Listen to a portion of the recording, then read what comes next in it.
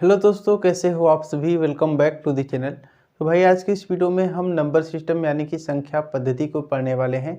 Basically इस video में हम केवल और केवल नंबर के बारे में पढ़ेंगे और इससे रिलेटेड जितने भी क्वेश्चंस बनते हैं वो हम आगे की वीडियो में डिस्कस करेंगे।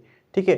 टोटल 12 नंबर्स हमने लिया हुआ है और इसको हम बारी बारी से समझते हैं कि इसकी क्या प्रॉपर्टी होती है और इस नंबर को क्या बोला जाता है। ठीक है, क्योंकि क्वेश्चन में सभी आपका वर्ड बेस पे होता है, तो इसी के आधार पर आप सभी को पता होना चाहिए कि किस नंबर को क्या बोलते हैं।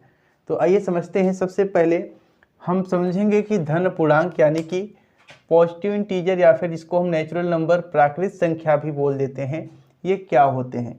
इन सभी को हम देखिए यहाँ पे एग्जाम्पल के माध्यम से समझते हैं। एक से लेकर जितनी भी इनफाइनाइट तक संख्याएं होंगी वो सभी आपकी प्राकृत संख्या कहलाएंगी या फिर उसे आप धन पूर्णांक भी बोल सकते हैं। ठीक है, पॉजिटिव इंटीजर या फिर नेचुरल नंबर बोल सकते हैं एक से लेकर इनफाइनाइट तक जितनी भी संख्याएं आपको मिलेंगी। नेक्स्ट संख्या की अगर हम बात करेंगे तो नेक्स्ट संख्या आपकी होगी होल नंबर, जिसको हम पूर्ण संख्या बोलते हैं। ठीक है, पूर्ण संख्या हम किसको बोलेंगे? जीरो से लेकर इनफाइनाइट तक जितनी भी संख्याएं आपको देखने को मिलेंगी वो सभी संख्याएं आपकी पूर्ण संख्याएं कहलाएंगी यानी कि होल नंबर कहलाएंगी। ठीक है। थर्ड नंबर की अगर हम बात करें तो ऋण पूर्णांक यानी कि निगेटिव इंटीजर क्या होता है? देखिए, इंटीजर का मतलब होता है पूर्णांक। ठीक है, तो ये जो इंटीजर होता है इसका मतलब यही है कि ये संख्याएं पूरे तरीके से अंक के रूप में हैं, डेसिमल के फॉर्म में नहीं है।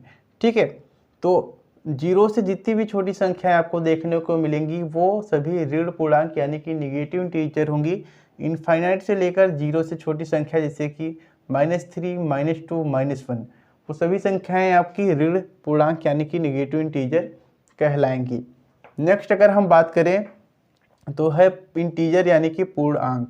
तो ये जो इंटीजर है वो सभी का मिक्सअप होता है। अभी हमने धन पूर्णांक पढ़ा और अभी हमने ऋण पूर्णांक पढ़ा। ठीक है, तो जीरो, धन पूर्णांक, ऋण पूर्णांक का जो ग्रुप होता है वो हमारा इंटीजर कहलाता है यानी कि पूर्णांक कहलाता है। ठीक है, तो बेसिकली ये कुछ भी नहीं है, ये दो टाइप्स का होता है। इंटीजर को ही दो टाइप्स में बांटा गया है, पॉजिटिव इंटीजर जिसे हम प्राकृतिक संख्या भी बोलेंगे और निगेटिव इंटीजर यानी कि ऋण पूर्णांक भी बोलेंगे। इसके बाद नेक्स्ट जो हमारा संख्या है वो है सम संख्या यानी कि इवन नंबर। ठीक है, ये नंबर आप लोगों ने बहुत पहले भी पढ़ रखा होगा। तो वो सभी नंबर्स जो 2 से डिवाइड हो जाते हैं उसे हम इवन नंबर यानी कि सम संख्या बोलेंगे। ठीक है, जैसे कि उदाहरण की हम बात करें तो 2, 4, 6, 8 ये सभी नंबर्स जो होंगे वो 2 से डिविजिबल हैं, तो इसलिए इसको हम सम संख्याएं बोल देंगे। इसके विपरीत अगर जो 2 से ना कट रहा हो उसे हम विषम संख्या यानी कि ऑड नंबर्स बोलते हैं। जैसे कि 1, 3, 5, 7 ये सभी संख्याएं आपकी ऑड नंबर हैं, साथ ही साथ अभाज्य भी हैं। अभाज्य संख्या क्या होती है वो हम आगे पढ़ेंगे। ठीक है, तो जो 2 से ना कटे, ये जो 2 से ना कटे वो सभी संख्याएं आपकी विषम संख्याएं या फिर इसको हम ऑड नंबर भी बोल देंगे। ठीक है, तो टोटल 6 नंबर हो गए जिसे हम लोगों ने डिस्कस किया। नेक्स्ट अगर नंबर की हम बात करें तो हमारा होगा भाज्य संख्या जिसे हम कंपोजिट नंबर भी बोल देते हैं। ठीक है, तो भाज्य संख्या क्या होती है? तो जो संख्या एक और स्वयं के अतिरिक्त, ठीक है, बाकी अन्य संख्याओं से भी कटे उसे हम भाज्य संख्या या फिर उसे हम कंपोजिट नंबर बोलते हैं। जैसे कि 4, 6, 8, 9। अब यहाँ पे आप 4 को देखेंगे तो ये आपका 1 से भी डिवाइड हो जाएगा, साथ ही साथ 4 से भी डिवाइड हो रहा है, तो स्वयं से कट रहा है और 1 से भी कट रहा है। लेकिन अगर आप देखेंगे तो ये संख्या 2 से भी कट जाएगी। ठीक है, इसी तरीके से अगर आप 6 का देखेंगे तो 6 आपका स्वयं से कटेगा ही, 1 से भी कट जाएगा। लेकिन अगर आप देखेंगे तो 2 और 3 दोनों से ये संख्या डिविजिबल हो जाएगा।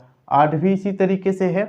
तो वो संख्या जो एक और स्वयं के अतिरिक्त अन्य संख्याओं से भी कट जाएं वो आपकी भाज्य संख्याएं या फिर इसे हम कंपोजिट नंबर बोलते हैं।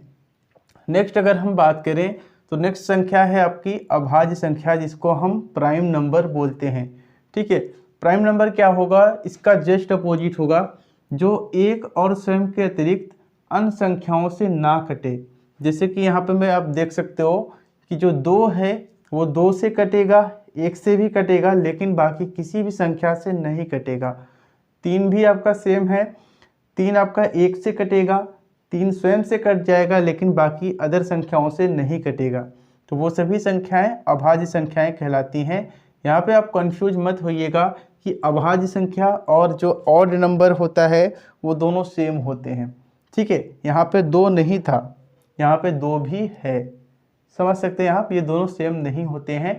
तो इसका डेफिनेशन कुछ इस तरीके से देखने को मिल जाएगा। ठीक है, 9वीं संख्या की अगर हम बात करें तो जो 9वीं संख्या है उसे हम सह अभाज्य संख्या यानी कि को प्राइम नंबर बोलते हैं। इसका जो डेफिनेशन है वो यही है कि संख्याओं का ऐसा उभयनिष्ठ गुणनखंड ना हो।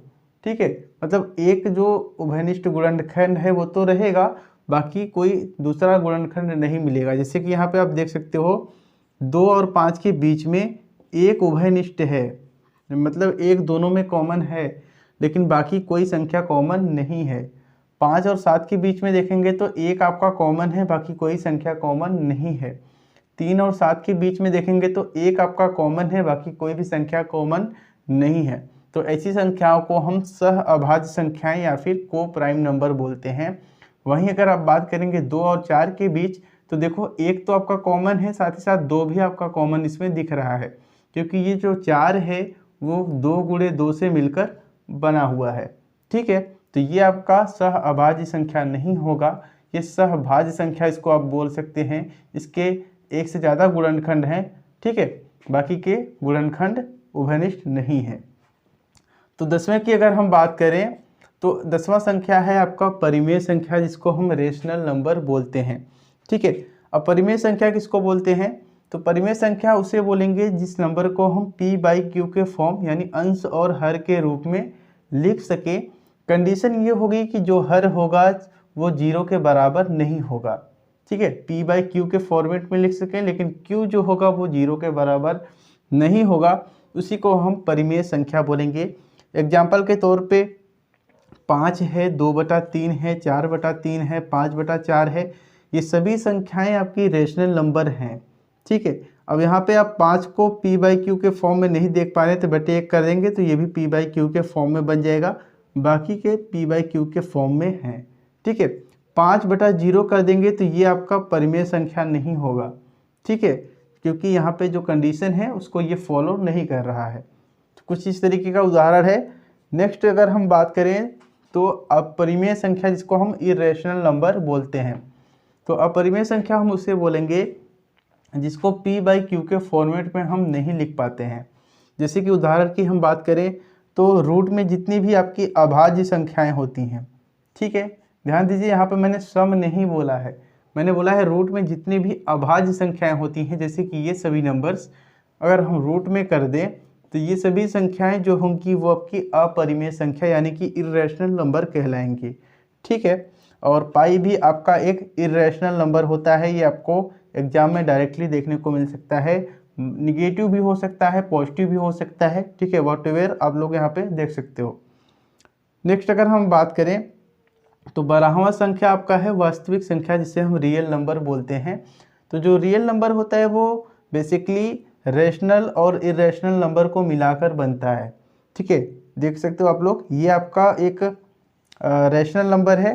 ठीक है, ये आपका इरेशनल नंबर है, ये रेशनल नंबर है, ये इरेशनल नंबर है, ये भी आपका इरेशनल नंबर है, ये आपका रेशनल नंबर है। तो ये दोनों को मिलाकर जो संख्याएं बनेंगी उसको हम रियल नंबर यानी कि वास्तविक संख्या बोलेंगे। तो मेरा कहने का मतलब ये है कि वास्तविक संख्या जो होगा वो आपका rational number plus irrational number, इन दोनों संख्याओं को मिलाकर बनता है, तो इसे हम वास्तविक संख्याएं बोलते हैं। ध्यान दीजिएगा, अपरिमेय संख्या में रूट में जो 4 है वो आपका एक परिमेय संख्या है, क्योंकि रूट 4 का मान 2 हो जाएगा और 2 को 2/1 लिख सकते हैं, यानी p/q के फॉर्म में लिख सकते हैं। तो ये आपका एक परिमेय संख्या है, ना कि अपरिमेय। रूट में अभाज्य संख्याएं आपकी अपरिमेय होंगी, लेकिन जो भाज्य संख्याएं हैं, जो सम संख्याएं हैं, वो अपरिमेय नहीं होंगी। तो कुछ इस तरीके के नंबर्स हैं, आप सभी को समझ में आया होगा। बाकी के अदर नंबर्स जैसे कि आपका क्रमागत संख्या, कंजिक्यूटिव नंबर्स, क्रमागत सम संख्या, क्रमागत विषम संख्या, इसके बारे में हम नेक्स्ट वीडियो में बात करेंगे। जब क्वेश्चन को लगाएंगे तो आपको पूरा समझ में आएगा। आई होप आप सभी को समझ में आया होगा। मिलेंगे नेक्स्ट वीडियो में। जय हिंद।